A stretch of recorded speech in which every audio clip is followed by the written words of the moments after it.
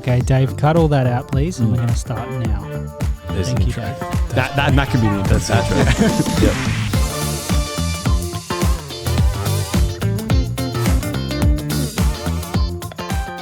Welcome back, everyone, to the Chip Lunch podcast here at the Third Space studio at Sorroval Kirrawee, and I am joined by two veterans of the Chip Lunch podcast. The OGs. The OGs, Ethan Here since and day one. I ride with my day ones.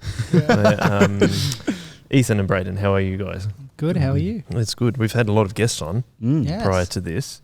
I'm stoked to not be currently editing at this point in time. Yes, so able to actually come on. Yes, yes. We should actually talk about that for a second.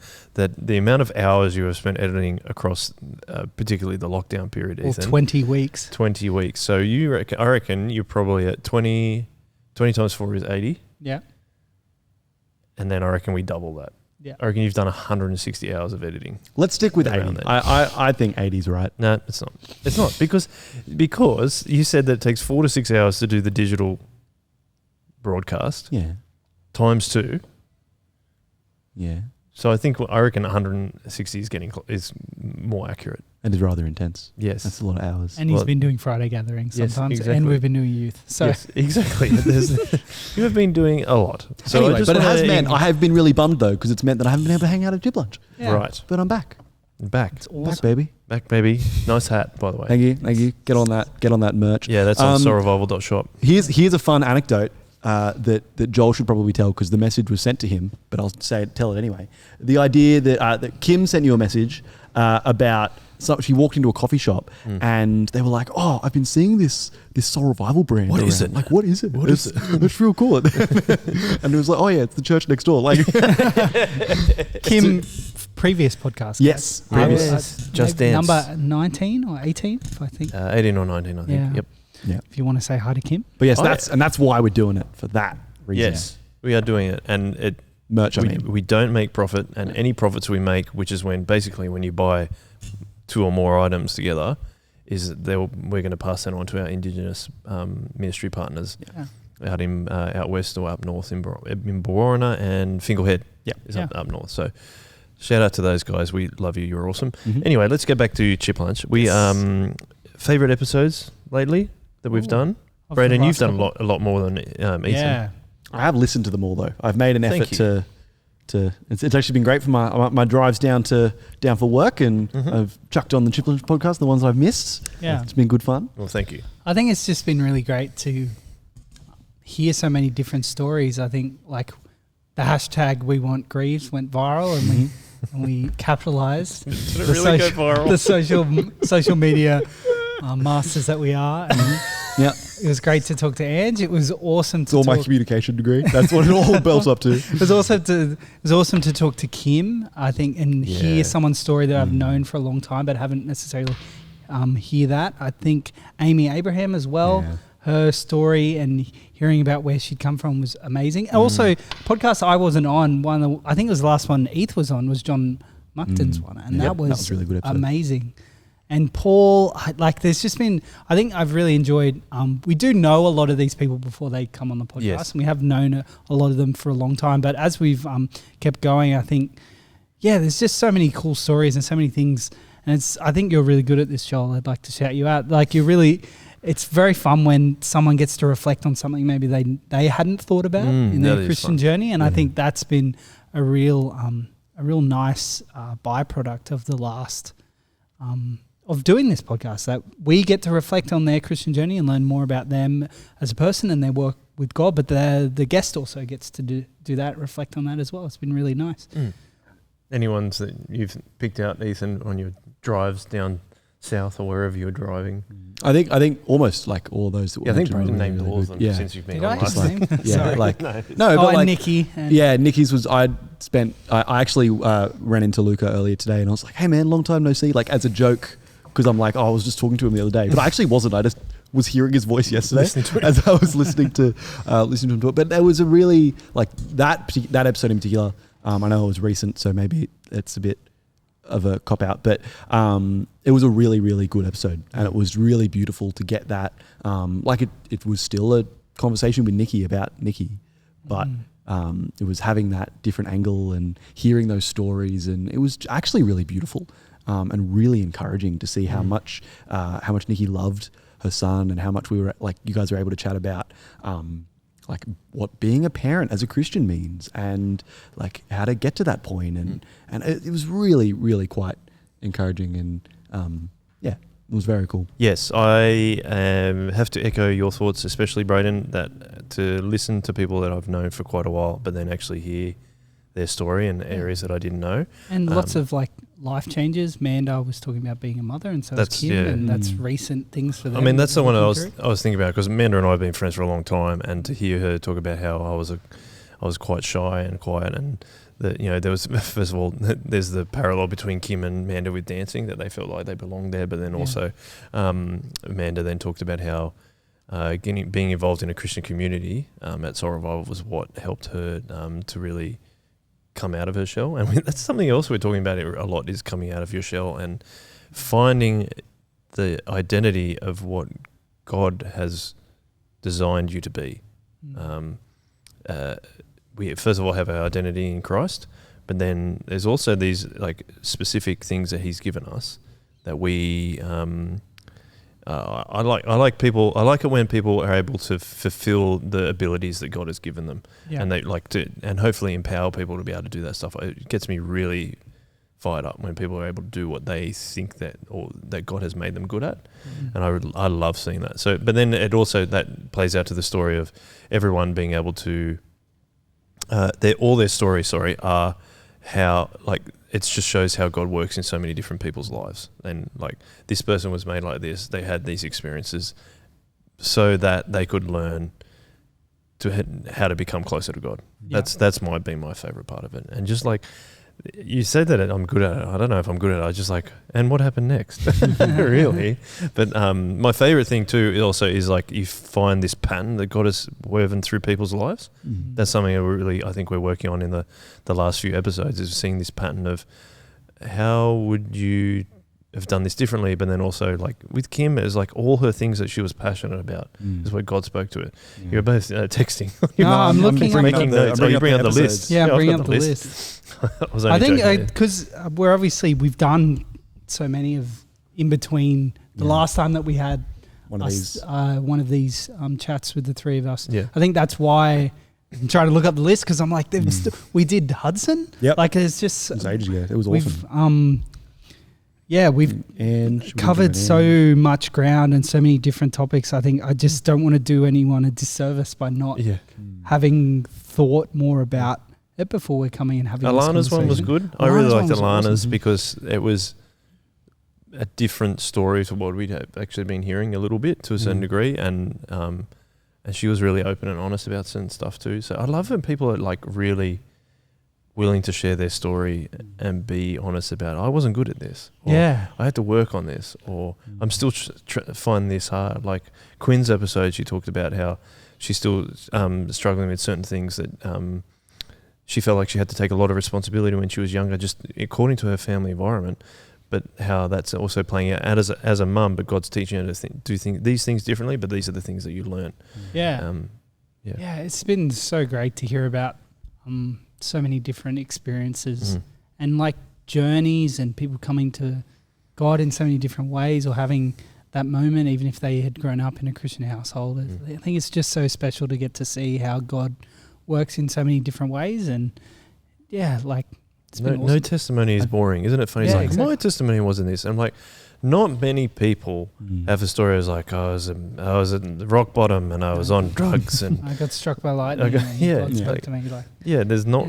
I actually have met a guy who has that story. It's pretty wild. Cool. Which is, but that shows. But that's the exception that proves the rule. Yeah, but it's also cool that what we see throughout this whole thing is just God working through stuff. And I think on the flip side to the stuff you were saying before, Joel, about how it's really encouraging to see God work through stuff that people are good at. We also have seen over the last few episodes the flip side of that, like we saw in Katie's episode and in the John's episode, where he actually talked about they both talked about crises and things that went wrong, and it was having to lean on God, having nothing, and or having like, and even if nothing means having no clue, Like, it's not necessarily the rock bottom stuff we were just talking about, but sometimes it's just, I don't know what's going on. And I'm in that kind of crisis, or I need to get out of the country. Like, they were like, he was in America and he was like, I need to go home because my kids have American accents. What's going on? That is a crisis. It is a crisis. But there was like, it's really interesting seeing God work through all of those things. And he doesn't always work through lightning bolts. Sometimes he does, but he doesn't need to. Yeah, exactly. Yeah, he's that powerful. Yeah. And a shout out to Gemma for being our returning guest who helped with, was it Katie's episode? Yeah, that's right. Yeah. It's awesome to have her back, and I'm sure she will be back again in the future, which is very fun. Yeah, you guys, I'm going to keep you on your toes, guys. I might get it back in and punt one of you guys out. Yeah. As we started this podcast, I think people who've been listening since episode 1 will notice it's evolved a lot and it's changed a lot. Again, like more and more people are affirming their correct decision that chicken salt is the superior salt, which is encouraging and warms my heart every time that happens. See, I don't think it impacts me at all because I just know it. Like, I know it's right. Yeah, like, it's just the truth, so you don't need to worry about it. It's like washes over. It's like the truth of Jesus. But I think adding another brick to the wall of correctness, like just this armor. But I think link to the chainmail. That's what I was looking for. As we've been talking about, it's been so cool to hear people's stories, but it's also been cool to grow this podcast just in the way that we're thinking about it and the way that we chat to a bunch of people. And I think it's really nice to stop together here and think about. We were discussing about how the theme of work. We kind of the first bunch of podcasts we really focused on school, and I think we're going to continue to do that. It's a great topic and we love hearing people's experiences through school. But we've just noticed recently, and also Leonie, who is a listener of the podcast, has pointed out to us just how encouraging and cool it has been to talk about work. And it's really been, it's a massive part of people's lives. A lot of people, it's most of their week is being at work. And I think it's a topic that has become more prominent as we've gone along, and maybe talked to some Christians of different ages. Obviously, the older you are, probably the longer that you've been involved in full-time work or that in that kind of capacity. And I think, it's been cool, and we thought it'd be great to take this opportunity to reflect on that and to, just reflect a little bit on the workplace and as we move forward, if you guys have any suggestions for things you'd like to hear about from our guests or things you'd like us to talk about, type it in the comments if you're on YouTube. For sure. Send a message to Soul Revival Church on Facebook if you want to. There's lots of ways to get in touch. I'm sure Joel will plug the Discord and put it in the notes for this. Absolutely. Also, I think we're going to work harder on that Discord channel. I think from this moment forward, get on the Discord. Yeah. Sorry, I don't know why I did that. I think the Discord is a really cool tool that we can use for things, especially with guests and stuff. Like say we had an episode with John, and then John was on the Discord, and then one of you guys were like, "Hey, John, you said this really cool thing." It's like thing. an AMA. Like, it's like, hey, that's actually what we should do. I think that'd be awesome. AMA after this episode comes out. This episode comes out on a Friday. Yeah. When should we do the AMA? I don't know. We'll let you know in the comments. We'll let you know. You're the digital pastor. Oh, yeah, but I think about, like, if we're going to post it, let's put it out. Let's do an AMA on the Monday following. For people who do not know what's an AMA?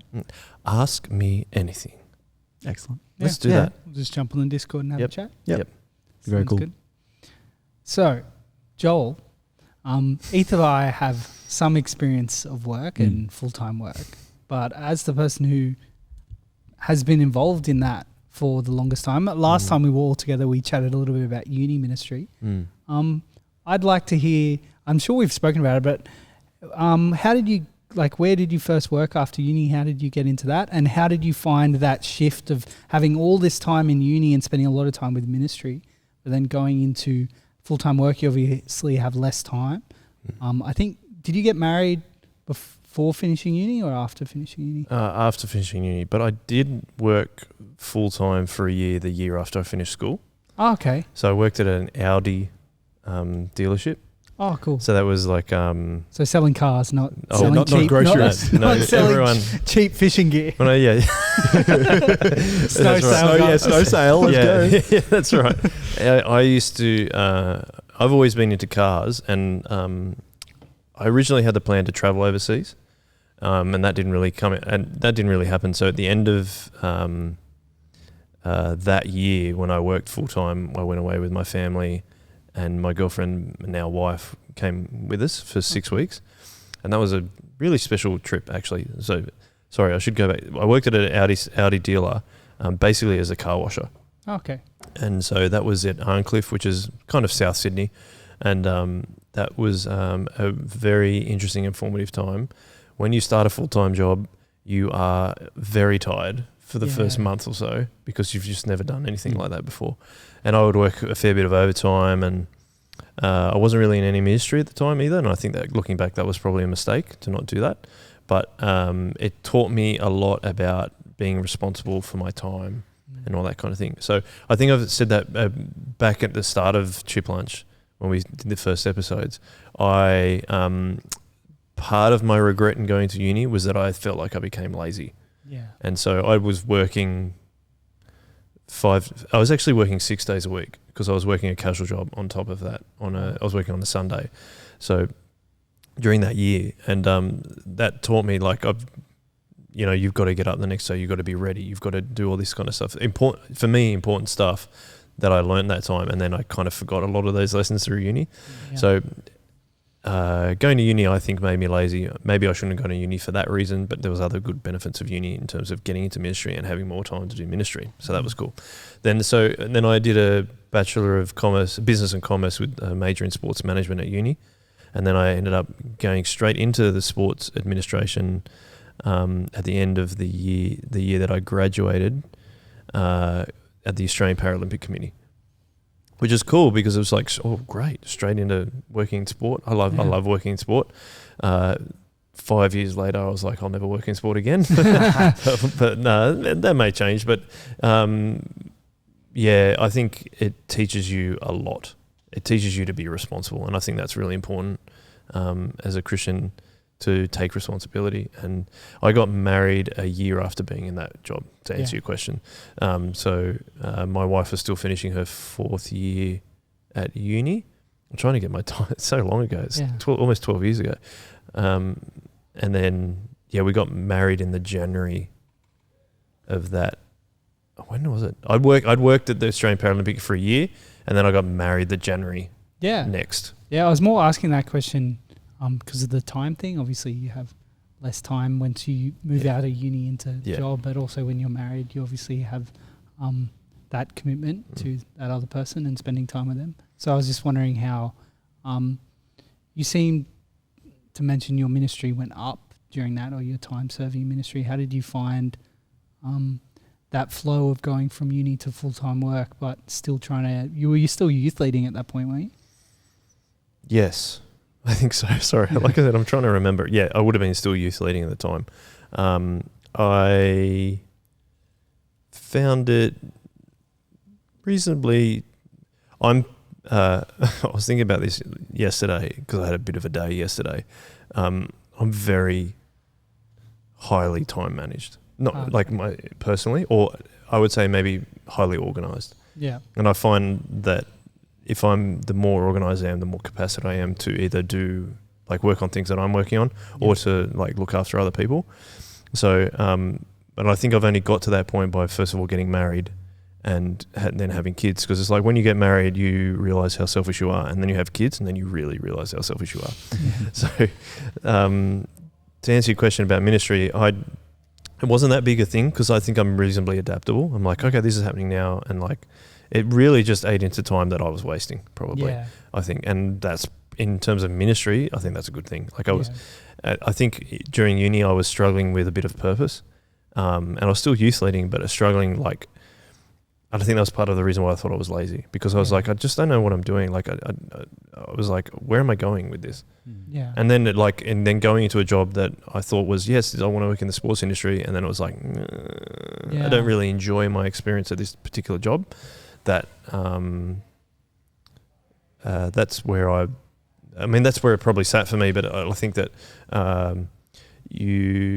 as we spoke about in many episodes already, God uses everything that you experience for His purposes and glory, and He very much used that 5 years that I found very difficult in working that full-time job to, like, in terms of actually working that job, to shape me into going, these are the things you will never do again in full-time work, which was cool. Yeah. As a Christian working in a job that you don't want to do, I would love to have a question following that, but that was a reality. Yeah. What was the reaction, or what do you think you could have done better, or like, or do you, or like? I started this thinking that the question would form better, but do you understand? I know what you're saying. I think I know what you're saying. Could you describe what it was like to be a Christian working in a job that you don't actually want to do? Yeah, and I don't think I did it very well at times. I think I went into that job going, this is like, I want to work in the sports industry. I'm so excited about it. And I was not, and I don't think people really educate you on how people actually operate. Yeah. And a lot of the time it is about themselves. And I went in there going, oh, people are going to like, are interested to know what I'm good at and going to really, are going to really try and bring that out of me. But that's actually my personality. So that's what I like to do as a person, as we spoke about before, but I didn't realize that not everyone's like that. So when you get into some instances, whether it's corporate world or stuff, or like the sports industry, it's the thing that you really don't know is that it's highly political, and people will like forever be shifting blame. Well, not forever, but this is my experience in certain things. People will shift blame. People will not take responsibility and go, well, that was that person's fault, or I haven't done this, or they'll cover themselves, or there's all this kind of stuff going on. You're like, that's not what the real issue is. Like, why can't we just do good work? That was the thing that I was finding really hard. It was like, I just want to do good work. And like, I feel like if I just do good work, people will notice. And there's a book that I really like called 48 Laws of Power. And although it sounds sinister, it's actually just helps you understand what people are doing. And the author wrote it in a similar situation. He worked in Hollywood, and he's like, if I just do good work, people will notice it. And then he ended up writing this book. He's like, people don't notice that. Yeah. They'll only do what's in their own self-interest. So as a Christian, I found that really hard because I'd been at uni, spending a lot of time at church, in my church community. We would lead, so we'd have blah meeting, like the Wednesday night meeting. Yep. We'd have Friday night leading youth. We'd be hanging out on Saturday night as like a youth community, and then Sunday we would be going to church at night as well. So I was spending at least 4 times in a formal kind of gathering of some kind, and then there was other additional people. And I'm like, these are the people I want to hang out with. Yeah. And now we're going into this scenario where people are probably not Christians. I don't think any of them were Christians where I worked, and I got really down. And what I found was I couldn't get out of that. Yeah. And I think that was a problem. I couldn't find enough confidence to apply for a job to get out of there. And every time I did apply for a job, I got rejected. So I felt like I was being rejected at my work, and I felt like I was being rejected at trying to get out of that job. And then I think I experienced a little bit of depression, I think, but also just like just thinking like, what on earth is happening to my life? Like that, I was just like, this is not where I envisioned my life. And a lot of the time, I wasn't seeking God. I don't think I wasn't seeking. Well, what do you want me to do, God? The other thing is that I don't. Sorry if I'm going on, but I didn't feel like I'd finished, so that's why I stayed.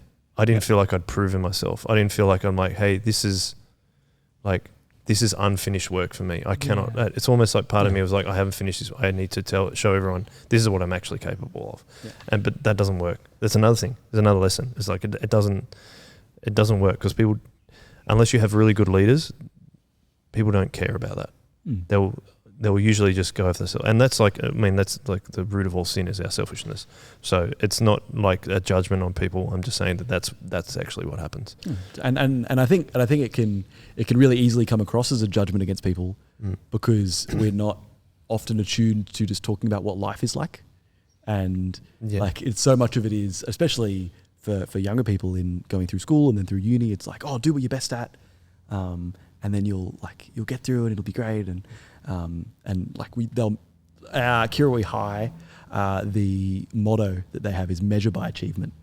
And so there's this constant idea that, as good, you do you as best as you possibly can. And that's what success looks like. Yeah. And then you get into the workplace and people are like, oh no, I don't care. I don't care what you're good at. I don't care what you're good at. Just do the job that I've asked you to do. Yeah. And even then, like, I don't really care. I'm only asking you to do that because it gives me what I want. Yeah. And that was the thing that would get on me. I'm like, I've tried to do this really, really well, and it's like nothing. And I think it's really easy to then talk about all those negatives and all those hard stuff. But as a like how do we respond to that? Like, and that was the problem. I didn't think I was seeking God in that because I was not recognizing what have you got for me in this situation, God. It's just like, why am I here? Why am I like, woe is me kind of thing. Yeah. And that affected how I performed at the job and then affected any chances of progressing in career at that job. Yeah. So, and people's like, well, why is like, I don't know. I think you guys know me. I'm reasonably happy. Like, I'm not happy, but reasonably cheerful most of the time. Well, I try to be. And the perception of me at that job was like, he's boring. He doesn't say hello to anyone. He's like really down. But that's because how I was responding to the job. But how do we respond to that? Is that you need to keep asking God, tell me what to do in this situation. And as I said, hold my hands up and say, I wasn't doing that. So, and I was young.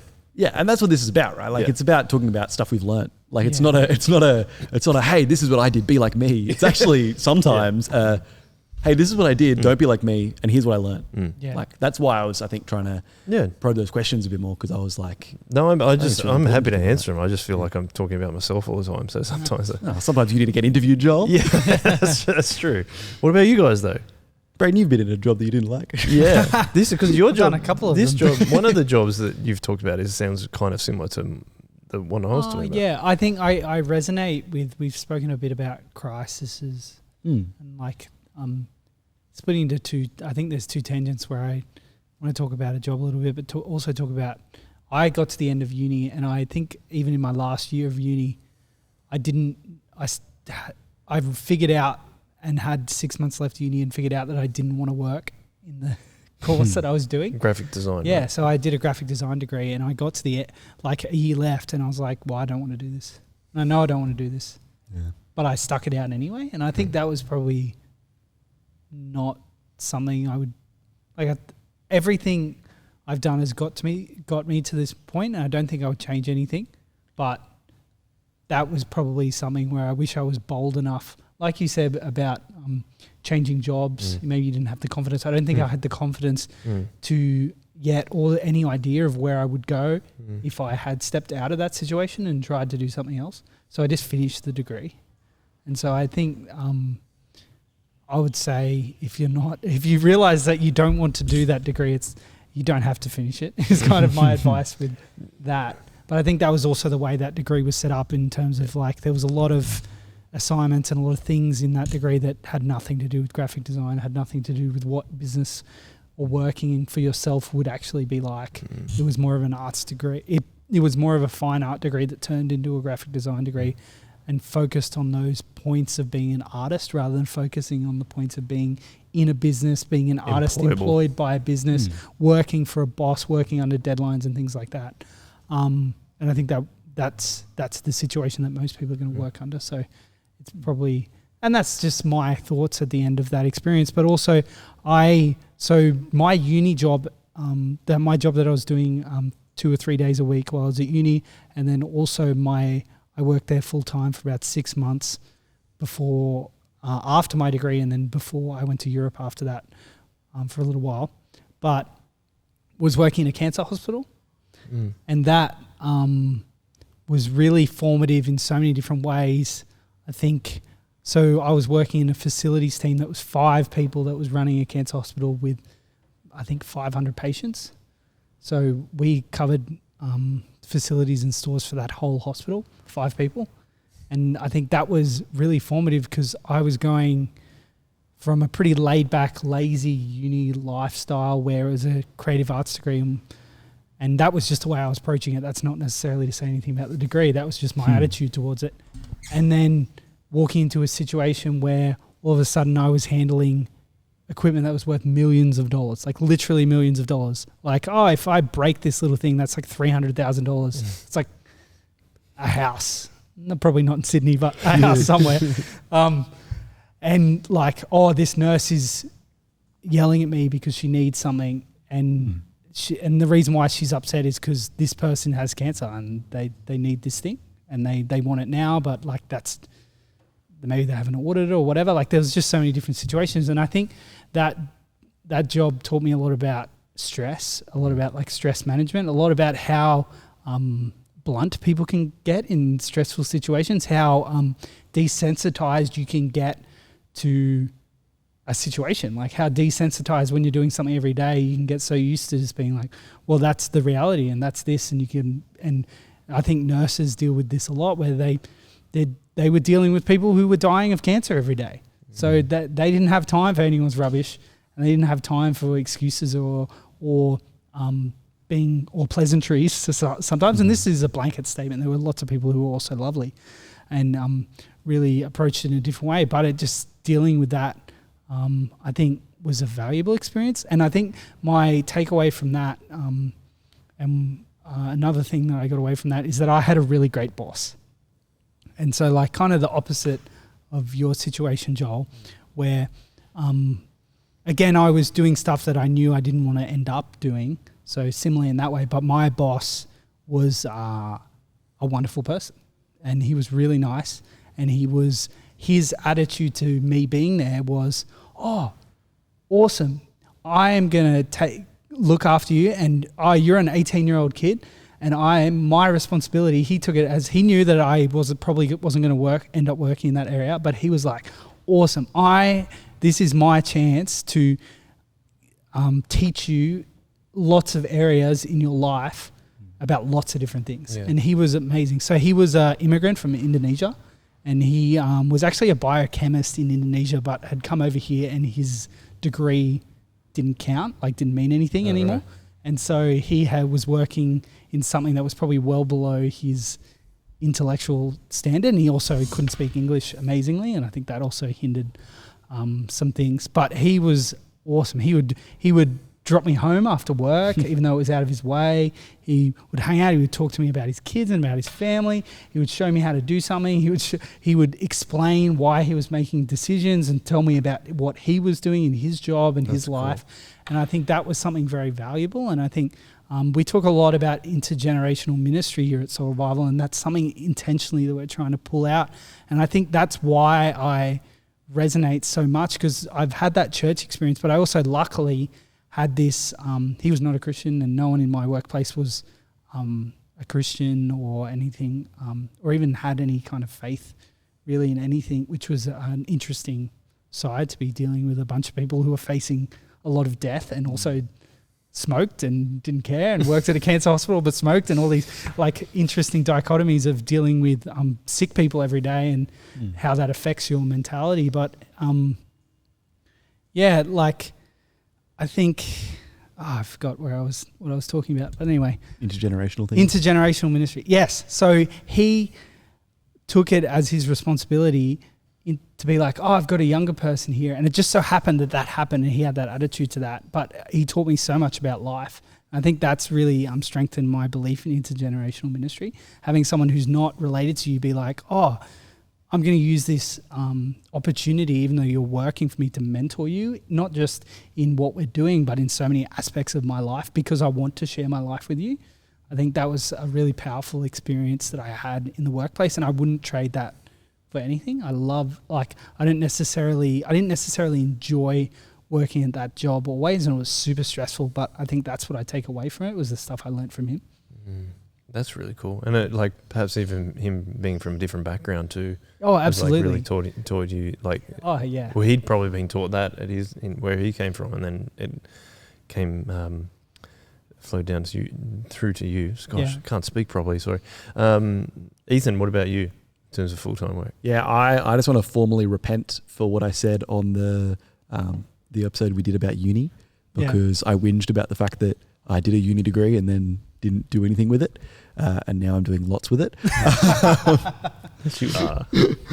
So that has taught me patience. That's something I've learnt this year. I shouldn't jump to conclusions about those things. But yeah, it was actually, I calculated recently that, so I'm just a year out of uni, which is wild to me because I feel like this year has gone for ages, and a few things have happened. I've been not at uni for a long time, but I really haven't. Uni was just last year, and stepping out of that and going, oh, what on earth am I going to do? And it's taken me to get to this, what are we in? We're in December yet? Yep. We're in December, and I calculated how many hours I do in a week, and I probably work 8 days. And that's crazy, right? Yeah. But it's like none of it's a bad problem to have. Like it is just showing that it's actually quite. Sorry, let's reverse a bit. What I have learnt from that is I started this year and I was on a podcast telling everyone that I didn't have anything from what I had got, and I was like, "Oh, work's just ridiculous, and none of it's too hard." And by none of my own volition, I am now in a position where I am working 4 or 5 jobs that have all just been handed to me on a silver platter. And none of that is my own ability. All of that was God going, hey, you prayed for this and you asked for this, and here I'm going to give you lots of it. And it's going to annoy you because now you're tired and stressed. But here you go. And it was each time I got a job was, oh wow, I did nothing for that. Like it was really visibly nothing for that. Like the video work I'm doing at the moment, I'm a real estate videographer. All of that came because my mum said, oh, I know a guy, give him a ring. And so I gave him a ring, and then 6 months later they were like, hey, do you want a job? And I'm like, oh, okay. And so now they're talking about me working full time for them next year, which I have to negotiate and figure out. But and I have this other job that I applied for, and again it was, oh hey, I know a guy, I'll just chuck him an email, see what happens.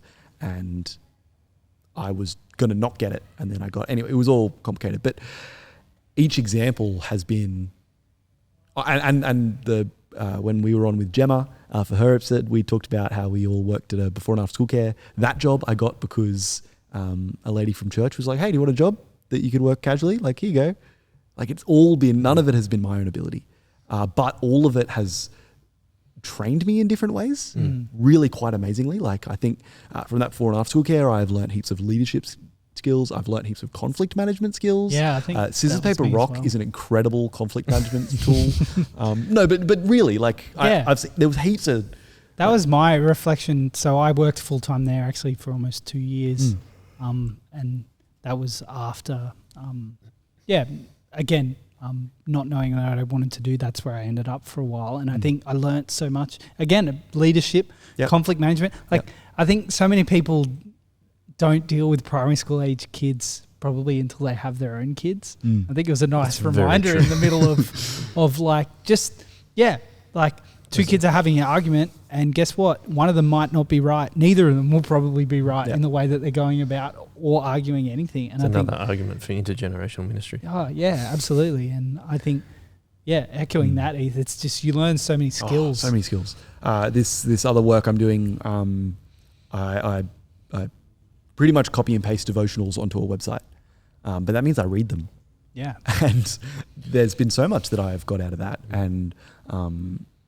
And then this video work has taught me all this stuff to be able to do what we have been doing through COVID, and equipped me with all these things. It's quite amazing how it's all come together. Can I just pull you up gently on that? Like, you're right that God has given you all that, but I think the thing that I perhaps even ever learned from you, Ethan, is to have a go. To have a go, and also the importance of hard work. Like, I know that we shouldn't celebrate hard work and make it an idol, but it's also like there's also a real thing about consistent, regular hard work, like just doing it. And that doesn't mean, I'm not saying burn yourself out. I'm not saying hustle culture and all that kind of stuff. And I'm saying day after day, building whatever it is, building a body, like kind of a body of work, whatever it is, and becoming consistently good at something is really important. And I think Ethan, one of the reasons you get those opportunities is because you do that. Because, and again, like that's because of a confidence that you have in yourself, that you go and you're trying to listen to God, but that's because of confidence in yourself. Well, what's the worst that's going to happen? And that, like reflecting on that, that's not what I had for the first 7 years working full time. I had all these ideas, didn't execute on any of them. And that's the problem, is like you can have as many ideas as you want, but I'm talking more almost in an entrepreneurial sense, but I'm not trying to do that. I'm just trying to say, whatever you're doing, if you can do it consistently, however long it needs to be, consistently, and working on it day by day, and working on it and working on it. It's like writers, like authors and writers don't just write a book. They read more than they write. So they have to read, like I talked about that Robert Greene guy before. He has a book that he worked on for 7 years, and 5 or 6 of those were just reading material to be able to write his book. So I find a writer perspective really good at that. If you want to make an impact with your work, and we want to do that as Christians, you have to know that you need to work a lot. So what you're saying is, in the words of John Cena, hustle, loyalty, and respect, Joel. Definitely, Dave, put that on the podcast, please. You can't see me, but yeah, and that's what God has taught me. It's not like don't put work before family and all that kind of stuff. But when you're in your vocation, whatever it is, you need to work hard. You need to show more integrity than the people that are usually there. You need to do things like conflict resolution, and you need to love people more. Like it's hard work, but it's also like the work that you're doing. Do a good job. And this is all stuff that we don't necessarily do or haven't done in the past. It's stuff we've learned. We're not taught that. That's right. Yeah, exactly. Like, and that, I think that's a cool, important distinction to make, is like, we're not standing up here on our tower being like, you should do this. It's like, no, like this is just what we've learned so far. We'll be wiser the more that we work and know. And like, I know that's what you're saying. That's actually me yelling at myself. Yeah, I know. Like, and I think that's so easy. You're just like, oh man, I wish I knew this earlier. And I think that's, it's a really cool reflection on just getting to talk to more people. I think that's what's so exciting. Like you talk about the example of that is the podcasting that we did, right? We were like, I'm like, we got to do some podcasting at church, right? And then I'm like, let's just do it. And the worst that can happen is we delete the file. Like that's literally the worst that happens. Which we actually, the first episode of this is not on the internet. No, it's not. It was you and me, wasn't it? Yeah. And we're like, actually, we could do this, all right? We could actually do this properly. Like. Yeah, that's right. But whether people want to listen to it is another matter. Yeah, but the only way you figure that out is it's like the least amount of, in a podcasting, for example, the least amount of people are listening to you when you're at your worst. Yeah. Like you did a first episode, like you're saying, and maybe we deleted it. But then the next episode is, a little bit better. You're like, oh, that's right. Remember to do that. And a little bit better, a little bit better. But that's what God does to us. Yeah. He doesn't completely transform us. He does. He transforms our hearts. But then, like, as we, like, it's the, I've forgotten the word. Sanctification. Sanctification. Thank you. It's the process of sanctification that we can apply what I'm saying to our Bible reading and our prayer. That if we are working hard on our Bible reading and praying to God, we're getting consistent communication with God, and He is changing us from our heart and to the rest of us. That like, oh, I can be better at this. I can do this. I can help more people. I can love more people. Like that ethic that I'm talking about is that we need to apply to our Bible reading and praying, and then that plays out in our jobs. That's what I'm trying to say. Yeah, absolutely. I think also it's been really cool to talk about this stuff because you can see, like, as a Christian in a workplace, I don't want to be the kind of person that Joel described in his first workplace. Like, I don't want to be seen to go to work and it be all about me, for example, right? Like, because I've seen someone experience that and I've seen someone see that negatively, and I go, well, the Christian response is just not do that, right? Because that's what we're called not to do, and because we've got to try and treat people with love, right? And we see Brayden's example of the flip side, seeing someone positively doing that. Like, how can we positively look after people, and if they ever ask why, we can tell them that it's God, right? Exactly. Like, and it's so cool to be able to chat about this stuff and then go, okay, when we're in our workplace, what does living like Jesus look like? Because if we're applying that work, and often it is just getting the job done, because that's what we need to do, and loving people while we do it. Like, I had someone at work, at my current work now, is trying, like a while ago, like years ago, try and show me something graphic, and someone else goes, "Oh, Joe won't want to see that." I'm like, first of all, I was like, "Oh, I'm not part of the group," and then I'm like, "Hang on, they know I'm a Christian." Like, oh, actually, that's in a sense living like Jesus, and I'm like, standing up. Yeah, or like when I go to a Christmas party, I don't drink. I have 2 drinks. And that's it. Yeah. And they're like, "Why aren't you drinking more?" I'm like, I don't want to, first of all. And second of all, I don't think it's appropriate to lose control. Like, the Bible says not to drink to the point where you lose control. So doing those kind of things, I think, is exactly what you're talking about. Yeah, just those little standing out moments that that build up again. That all build up. And I'm really blessed, but also slightly frustrated. I have spent probably the big first portion of my life surrounded by non-Christians and like learning how to hang out with non-Christians. And then I went to uni with non-Christians, which was cool. And then, but I was a little bit detached from all that anyway. And then I got into the workplace and I'm like, sick, I'm going to be a witness in the workplace. And then every single one of my jobs has had Christians in it. And I've been like, oh, like, it's really cool, but oh. Because it like, I don't know. I don't know what I was saying, where I was going with that, but that is something I've been like, oh, it's really cool that I've been able to have that as a blessing to end up like that. But the problem with that is that I've been tempted to be like, oh, well, I'll just not try as hard. But I don't need to not try. Does that make sense? Like, sometimes I hear like people that work in Christian organizations, there's not as much of a leadership thing. It's like, oh, you should give me grace. I'm like, hang on a sec. You need to show integrity and turn up on time if that's the expectation. Because it's still a job, right? Like, you got to, turn up on time and really try and work hard for others and work as a team and all that kind of stuff. And then you sometimes hear in some Christian organizations, they're like, it's so hard. People don't want to turn up. People aren't, they aren't just completing the job tasks that they need to do. And often the reaction is, oh, you should give me some grace. I'm like, well, true, but it's also a point of like earning respect of like doing a good job. I think something I've been thinking about with all that is that something I have found with work, and I have just told everyone that my experience with work is not very long. I've only recently realized I've been working full time. But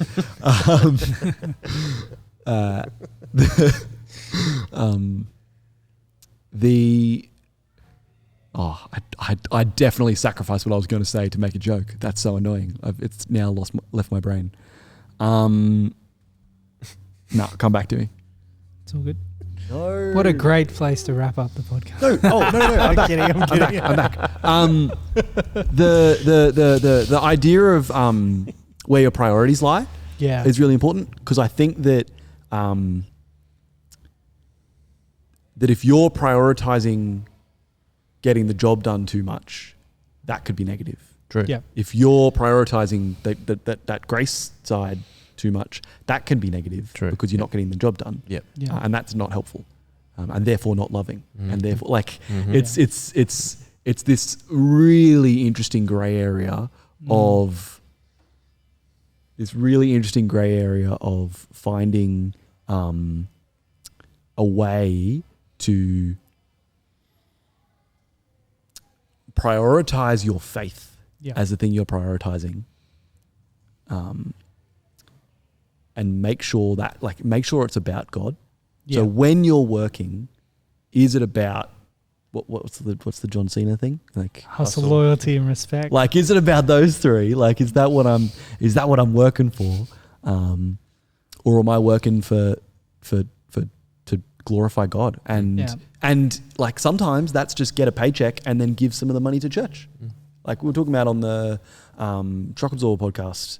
We did an episode on Kanye, the rapper formerly known as Kanye, and the artist formerly known as Kanye, and he and in that episode we talked about what was the statistic of like in the Great Depression people gave like a higher percentage of their income than we do now. And it's this idea of like, why are we working? Yeah. Like, are we working to amass treasure for ourselves, or are we working to glorify God? And whether that's using the treasure, or is it using the relationships, or is it loving people? I'll get off my high horse now. But it's also that thing of like you can find idols in anything. And are you finding your identity through work? Yeah. Or are you finding your identity in the fact that Jesus died for you? And I think that's the question. And you have work. Yeah. And like even if you have, and this works for if you have work or if you don't have work. Are you not working very hard or not working at all and finding your identity in that, or are you finding your identity in Jesus? Are you working super hard and super dedicated but finding your identity in that and putting that above your relationship with God? Is where it works whether you're working or not working or across all the situations in life that we've come across so far. It's about your relationship with God and where you're finding identity, because you ultimately you want to find your identity in Christ. That's where we have that's where we can find so many values that we've talked about, and it's where you can find real value, spiritual value, because that's what we were created to be, and that's in relationship with God.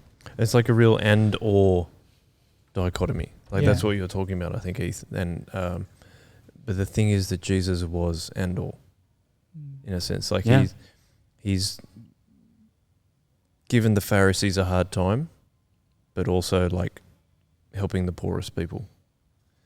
And like that's just an example of him doing and or. Like he's, really strong on his Bible knowledge in a sense because he's the Son of God, but he's also like, I'm going to help the person that may not have any knowledge of me. And I think that's where I kind of think about it. And that if you're seeking God and what Jesus done in those situations, then you can hopefully, like now, if something's happening at work, I'm like, I'm not sure what to do here. I'll throw up a quick prayer because I'm like, and usually something works out, But you've also got to step out in the confidence that we're talking about, like knowing that God will look after you. Yeah. Even if it's a bad outcome, God's still going to look after you. You're probably the worst that can happen is you're probably going to die, which means you go to heaven, right? Which is a great result. But you're probably not going to die anyway. And that's where a lot of our anxiety about things comes from. Is like, oh, I'm worried I'm going to die. I mean, you're not really worried you're going to die, but you're worried you're going to be caught out, or something doesn't go your way, or these idols that you have, you're not going to reach them because you haven't done what people in the job expected you to do, but then you also need to have a humility and going I don't agree with this decision, or I don't agree with this. I feel like crap, from this particular decision. But what is God teaching me now? And I think my reflection from decisions I've made and reflecting on them is thinking about how many decisions I made through fear instead of decisions that I made because of something I believed in or something else. It was most of my decisions were made because I was more scared of something else. Yep. And that's why I brought up your example, Ethan, because yes, you say that you don't only work with Christians, and I only get to, I was disappointed there wasn't more non-Christians and stuff like that. It was mostly just silly. I am very blessed to be working with Christians. It's quite amazing, actually. It's totally cool, but God's put you in that situation because you have the confidence in there to encourage and disciple Christians. That's the other thing. And there may be this instance where perhaps in what we're talking about that we were making decisions out of fear that God's like, you guys aren't ready to do that. Yeah. Whereas you are. That's what's cool. Like, and that's what we can learn from you. And this is the reason why, like, I must be like 13 years older than you, and you're teaching me this stuff. And that's why we need to be in a Christian community, is because we don't just learn from people older than us. We also learn from people. I reckon I've learned more things from people younger than older than me to a certain degree. I've learned from older people in my work what not to do, and I've learned from people younger than me of what I maybe could have done. Yeah. Later on. For those listening, that can't visually see my awkward acceptance of the compliment. I have awkwardly accepted the compliment. What a nice awkward place to end this podcast. Before we do end, I did just want to say that. Yes. I did just want to say that this podcast has felt and maybe seemed a little bit like three dudes sitting on a bench rambling about different work things and just chatting and sharing stories, and it's been cool. But like it's hard to necessarily like pull utility or whatever. I don't know why people listen to podcasts, but I think what this conversation has done, and one of the reasons we had this conversation to share where we have been at with work, is to frame future episodes as we do end up talking, like we're just going to continue doing testimonies. But as we do continue to do that, and we end up talking about people's jobs and we end up talking about work, like you guys know where we're coming from, and you guys know that here's some thoughts that we have had around work that might get brought up, might get expanded on, and like you've said with your perspective on your uni degree, I'm keen for next time we jump together and reflect on who we've been talking to. Perspectives change. Like the more we think about these things will change. The way that you think about your high school experience now is probably very different to the way you thought about it 10 years ago. Very true. The way I think about my work experience is very different to when I was doing it, a year after I was doing it, now like 5 years on. So I think we're just grateful to have this experience to grow together, and I think it's fun to get to share it with you guys as well. Yeah, exactly. Sorry. I don't need to apologise. Quickly, has anyone changed their stance on premium chip accoutrements? Have we changed anything there? Or I don't think I ever talked about how good chip and gravy rolls are, but if I did, then I'll just take it. That's all I said. Maybe you just talk about it in other situations. I think I talk about it regularly. It brings me heaps of joy. Still plain salt, Joel? I feel like you're singling me out. Yeah, we mostly are. We are. Yeah, that's what this whole podcast is about. Way to make me double down on 100%. Bro, my favorite, actually, we asked about what favorite episodes were. Yeah. Favorite episode, the part 2 of Nikki, just like bringing up some really solid arguments for chicken salt. She was like, you wear glasses, Joel. Like your eyesight. You want to improve things. Oh, wow. It was so good. I thought it's so real. I thought my responses were not bad. You don't change the classics. You don't 20/20 change vision. Yeah, you don't change Shakespeare. You don't. But then John she said John Cena was a heavyweight champion for years. What's his face? 15-time world heavyweight champion. I don't know. Don't quote me on that. That's why the WWE writers didn't write him out of the story yet, because he was bringing them too much money. Yeah, but 10 things I heard about you was the best argument against that. Like, what? No, sorry, I'm back on Shakespeare. What are we talking about? I'm back on Shakespeare. Sorry. Sorry. Yeah. Yeah, but they still took the classic and then had to change it. For anyone who's still here, thank you so much. They took the classic and then changed it. It's exactly what they did with Soul. To black. That's exactly what they did with Soul. They took a classic and then tried to change it. And made it heaps better. Doesn't mean they improved it. Definitely did. Are you really going to have someone say 10 things I hate about you is an improvement on Shakespeare? On Taming of the Shrew, it's more accessible. Yeah. You didn't say improve. I think I like it more than Taming of the Shrew. Taming of the Shrew is, There's leave your controversial opinion in the Discord. Yeah, we should totally talk about that. Ask us about that. Ask me anything. The first AMA is going to be on the Discord the Monday after this comes out. Yeah. Sounds great. We're excited to see you there. 12 o'clock. Midday. See you then. Easy money. Midday, Discord, the Monday after this comes out. We'll be on there. Chip lunch on Monday. AME. We'll have some chips together. Chips on Monday. Write some things. Yeah. Chips on Monday on Discord. That's what we call it. Wrap these chips up, lads. Dave, way. put some chips in. One way. One way, guys. Thanks for sticking with it.